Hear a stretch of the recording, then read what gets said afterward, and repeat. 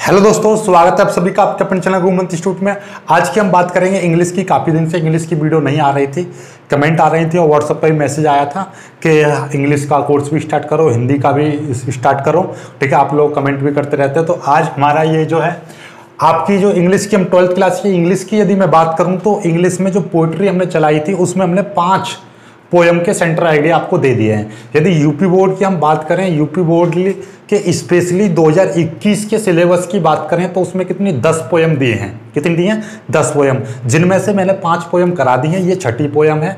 क्रम इधर उधर हो जाए कोई दिक्कत नहीं है, क्योंकि जो मैंने 5वें नंबर पर पोयम कराई है वो आपका यूपी बोर्ड में सिलेबस दे रखा, उसमें वो 8वें नंबर पर है। यानी कि मैं टोटल ओवरऑल आपकी 10 की 10 पोयम कराऊंगा। नंबर इधर उधर हो जाए तो कोई टेंशन मत लेना, ठीक है। ये 6ठी पोयम है, ठीक है। अब हम बात करते हैं ये 6ठी पोयम का नाम क्या है। ला वेले डैम सेंस मर्सी, यानी कि ये एक दूसरी भाषा में है। इसका मतलब, इस नाम का मतलब है इंग्लिश भाषा में यदि हम इसको कन्वर्ट करते हैं तो इसका मतलब निकलता है इंग्लिश भाषा में a beautiful women without mercy.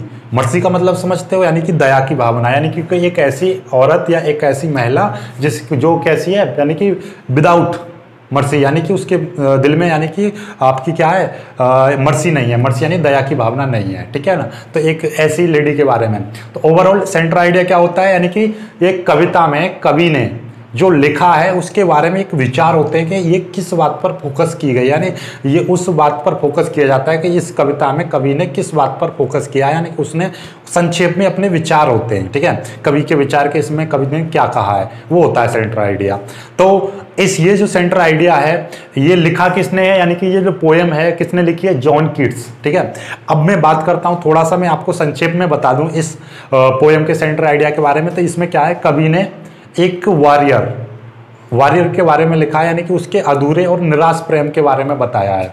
यानी कि वह योद्धा होता है और वह क्या करता है, यानी कि एक महिला, यानी कि सुंदर, बहुत ही ज़्यादा सुंदर महिला है, उससे वह प्रेम करने लगता है। यानी कि वह महिला भी उससे प्रेम करती है और वह भी उससे प्रेम करने लगता है। वह पूरे दिन, यानी कि अपने जो वॉरियर है तो उसके पास घोड़ा होता है, उस तेज चलने वाले उस घोड़े पर उसको घुमाता है, ठीक है। शाम होती है, फिर वो जो महिला है उसे अपनी गुफा में ले जाती है।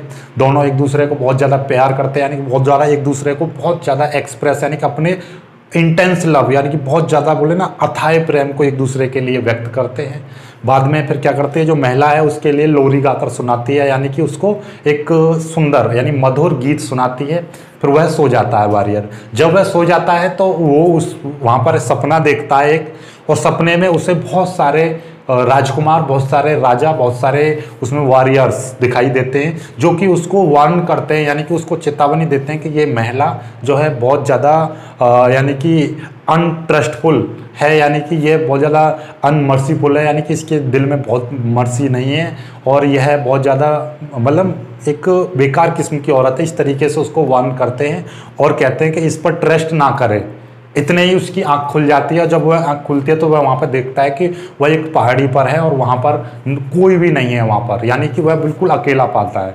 तो कुल ओवरऑल बात यह है कि कवि ने इस कविता में यही बताया है, यानी कि कवि के अधूरे और निराश प्रेम को व्यक्त किया है। तो अब बात करते हैं आपके हिंदी इंग्लिश से इसको समझते हैं। देखिएगा, तो इसमें आपका वही, जैसे आप लिखना, एक लाइन लिखना चाहो लिख सकते हो। क्या, the poem La Belle Dame sans Merci written by the John Keats. ये एक लाइन लगा देना, ऊपर ब्लैक पेन से लिखोगे तो ज़्यादा बेटर रहेगा। एग्जामिनर को एक अलग प्रभाव पड़ेगा कि बच्चों को बहुत सारी बातें पता है, और ये पॉइंट आपको पता होनी चाहिए। जब भी कभी मर्सी की बात करें, जब हम सेंटर जो रेफरेंस आता है कॉन्टेक्ट रेफरेंस, तो उसमें 1 नंबर आपका मिल ही जाएगा जब उसमें लिखते हैं हम। तो इसलिए ये चीज़ तुम्हें पता होनी चाहिए कौन सी पोयम किस राइटर ने लिखी है, किस पोइट ने लिखी है। अब बात करते हैं हम सेंटर आइडिया के। तो इन दिस पोयम, इस कविता में जॉन कीट्स का मतलब क्या है, जॉन कीट्स उस कवि का नाम है। यहाँ पे आप पोइट भी लगा सकते हो, जॉन कीट्स लगा दीजिए या पोइट लगा दीजिए, ठीक है। इन दिस पोयम, इस कविता में पोइट सेज दैट, यानी कि जॉन कीट्स कवि कहता है कि द नाइट जो लगाया है यहाँ पे, ये नाइट वर्ड है, ये उस वॉरियर के लिए लगाया है। यहाँ पे किसके लिए लगाया है, देखो ये लिख दिया, नाइट का मतलब वॉरियर, ठीक है, समझ जाना। तो यहाँ पे कवि ने इस कविता में जो वॉरियर है, आपका योद्धा है इस कवि का, उसके लिए किस बात से संबोधित किया है, नाइट नाम दिया है, नाइट, ठीक है, नाइट नाम दिया है किसको, योद्धा को। तो in this poem in this poem John Keats and poet say that, कवि कहता है कि the knight falls in love with a beautiful lady as angel, यानी कि परी जैसी, एंजल यानी परी, ब्यूटीफुल लेडी सुंदर महिला, यानी परी जैसी सुंदर महिला के प्यार में पड़ जाता है। कौन? वॉरियर। वॉरियर यानी कि आपका नाइट, नाइट बोले तो वॉरियर। इस कविता में कवि कहता है कि नाइट यानी कि वॉरियर यानी योद्धा परी जैसी सुंदर महिला के प्यार में पड़ जाता है। नेक्स्ट, द नाइट यानी कि वॉरियर ऑफर्स यानी presents her A garland and bracelet of beautiful flowers. मतलब क्या है कि यानी कि यहां पर क्या है कि ये जो आपका नाइट्स यानी कि जो आपका वॉरियर है यानी योद्धा ऑफर्स यानी प्रेजेंट उसको देता है या भेंट करता है या उसके सामने पेश करता है, क्या उसके सामने पेश करता है यानी लेडी के सामने पेश करता है गार्लैंड। गार्लैंड माने होता है, अब जैसे नेकलेस होता है ना, नेकलेस मोतियों का बना होता है, ऐसे यहाँ पर गार्लैंड यानी हार होता है, लेकिन वो किस चीज का हार बना हुआ है? यहाँ पर ब्यूटीफुल फ्लावर्स, हार एंड ब्रासलेट। ब्रासलेट समझते हो, हाथों में पहनने वाला। तो मैं यहाँ पे लिख देता हूँ कि यानी कि सुंदर फूलों का हार एवं पोंची। पोंची, पोंची का मतलब समझ रहे हो? पोंचे में बांधने वाला जो ब्रासलेट बोलते हो आप, ठीक है। और सुंदर फूलों का हार यानी कि गार्लैंड, ठीक है, क्लियर होगी। नेकलेस भी लगा सकते हो, लेकिन नेकलेस मोतियों का होता है, यहाँ पे गार्लैंड लगाएंगे तो इसका मतलब क्या है? फूलों से बनाया गया। क्योंकि जंगल की बात करें तो वहाँ पे क्या है? फूलों को पोपो के बनाया जाएगा, हाथों का बनाया जाएगा, तो वही बोलेंगे उसका सुंदर फूलों का बना हुआ हार, सुंदर फूलों की पोंची जो ब्रासलेट जो होगा, ठीक है। तो कौन? यानी कि जो योद्धा है, योद्धा उस लेडी के सामने पेश करता है यानी कि प्रेजेंट्स हर एक garland and bracelet to beautiful flowers, यानी कि सुंदर पुष्पों का बना हुआ नेकलेस यानी कि हार और पोंची उसको पेश करता है, उसको भेंट करता है या उसको देता है। क्लियर होगी बात? यहाँ के आगे की हम बात करते हैं। The lady takes him to her cave, यानी कि जो लेडी वहां पर रहती है तो वो क्या करती है? उसको पकड़कर कहाँ पर ले जाती है? यानी कि द लेडी यानी महिला उसे अपनी केव यानी कि गुफा, कहाँ पर ले जाती है? गुफा में ले जाती है। तो लेडी यानी कि उस योद्धा को कहां पर ले जाती है? अपनी गुफा में ले जाती है। एंड यहां पे सी लिख सकते हो, she offers him tasty food and honey, क्योंकि जंगल की हम बात करें तो जंगल में खाना तो वैसा बनेगा नहीं। टेस्टी फूड की मतलब क्या है कि वहां पर उसको स्वीट रूट्स, स्वीट रूट्स का मतलब क्या है? स्वीट रूट्स, रूट्स का मतलब क्या है? यानी कि जो जड़ कंदमूल फल खाते हैं, जैसा कि आपने रामायण में सुना होगा जो आपके श्री रामचंद्र जी खाते थे कंदमूल फल, उसी तरीके से यानी कि वहाँ पर मधुर रूट्स यानी कि जड़ें और शहद उसको खाने के लिए देती है। तो वहाँ पर तो जंगल की बात करें तो यही खाना पीना है। तो वहाँ पर ये चीज़ यानी लेडी टेक्स हिम उसको ले जाती है, किस पे?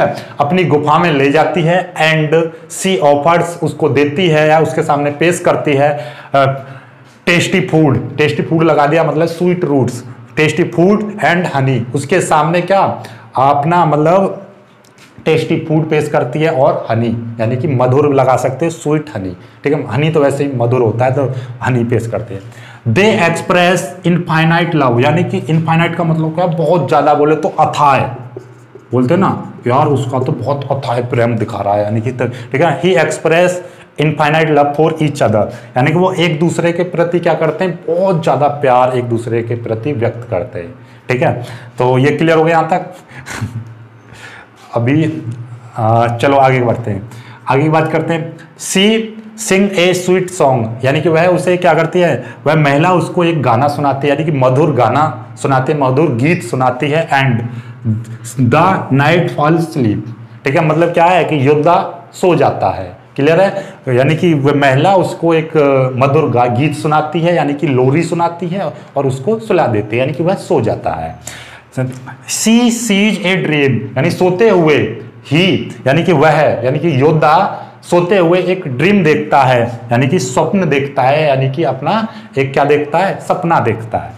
इन दिस ड्रीम वह अपने स्वप्न में, अपने सपने में, ही sees many kings princes and warriors, यानी कि वॉरियर्स की जगह यहाँ पे नाइट्स भी लगा सकते हो, यानी कि वह बहुत सारे राजा और राजकुमार और योद्धाओं को देखता है। ये वही योद्धा होते हैं, ये वही राजा होते हैं, ये वही प्रिंसेस होते हैं जिनको इस लेडी ने मतलब परेशान करके मार दिया होता है। ठीक है, तो मतलब समझ में आई, यानी कि ये जो राजा होते हैं इनको ये लड़की जो होती है, लेडी होती है, ये इनके द्वारा मतलब क्या कर दिया, इसको भी धोखा दिया गया होता है। ठीक है ना, ये वही राजा होते हैं। क्लियर है? तो बाकी तो he in his dream he sees many kings princes and warriors, यानी कि यह अपने स्वप्न में बहुत सारे राजाओं को और बहुत सारे प्रिंस राजकुमारों को, बहुत सारे योद्धाओं को देखता है। दे वार्न हिम, यानी कि ये जो राजा हैं उसको क्या करते हैं, वार्न करते हैं, यानी कि उसको चेतावनी देते हैं, not to trust the unfaithful lady. ठीक है, यानी कि यह इस अनफेथफुल लेडी पर ट्रस्ट ना करे। अनफेथफुल का मतलब तो समझ रहे हो। ठीक है ना, आगे की बात करते हैं, वहन, जब, तभी, यानी कि जब कि नहीं तभी, ही वेक्स अप, यानी कि वह जाग जाता है, and finds himself all alone by hill side, यानी कि तभी वह जागता है और फाइंड्स यानी अपने को पाता है, यानी स्वयं को पाता है, ऑल एलोन यानी कि सबसे अलग, और कहां पर, यानी कि हिल साइड, यानी कि पहाड़ी पर सबसे अलग, यानी कि वह जागता है और अपने को पहाड़ी पर सबसे अलग पाता है, यानी बिल्कुल अलग एलोन पाता है। ठीक है, ये होगी पूरी खत्म। फिर 10, इस प्रकार वी नोट हेयर, यानी कि हम यहाँ पर पाते हैं, यानी कि नोट पाते हैं। नोट का मतलब बोले ना वो मेरे को नोट कर रहा है, या नोट किया तुमने, यानी कि तुमने कुछ देखा। ठीक है, पाते हैं the frustrated and unsatisfied love of the poet, यानी कि इसका मतलब क्या, ये नहीं दिखाई दे रहा हो ये पॉइंट तो लिख लेना, मैं बोल दे रहा हूँ। हिमसेल्फ, यानी कि यहाँ से तो दिखाई दे रहा होगा, बस यहाँ की बात है, लेकिन फिर भी मैं आपको बता दूं यहाँ से क्या है।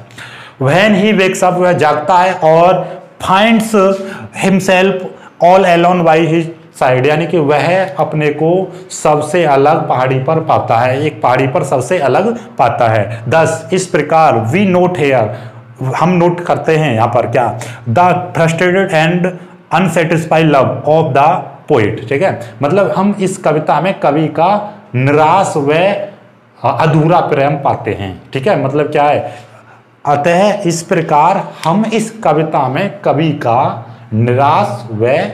निराश एवं अधूरा प्रेम पाते हैं। तो ओवरऑल ये इसका एक एक पॉइंट आपको समझ में आ गया होगा।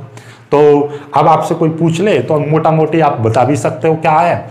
इस कविता में क्या होता है कि एक योद्धा होता है जो कि एक लड़की के, यानी कि एक सुंदर महिला, बोले तो एक परी जैसी सुंदर महिला के प्यार में पड़ जाता है, और वो उसको मतलब पूरे दिन उसको घुमाता फिराता है। उसके बाद में वो उसके लिए अपने हाथों से उसके लिए हार बनाता है, नेकलेस बनाता है, यानी कि सुंदर फूलों का हार बनाता है, और एक ब्रासलेट बनाता है, उसको भेंट करता है। लेडी उसको पकड़कर यानी कि उसको अपने गुफा में ले जाती है।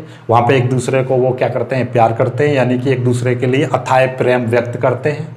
फिर उसके बाद में देन उसको लोरी गाकर सुलाती है, वो सो जाता है, और सोने के बाद में क्या होता है कि वह लेडी तो गायब हो जाती है, और मतलब लेकिन वास्तव में जब हम इसकी कहानी पढ़ते हैं तो वहाँ पे क्या लूट लाट के नहीं उसको गायब कर देती, गायब हो जाती है, ये चीज़ थी।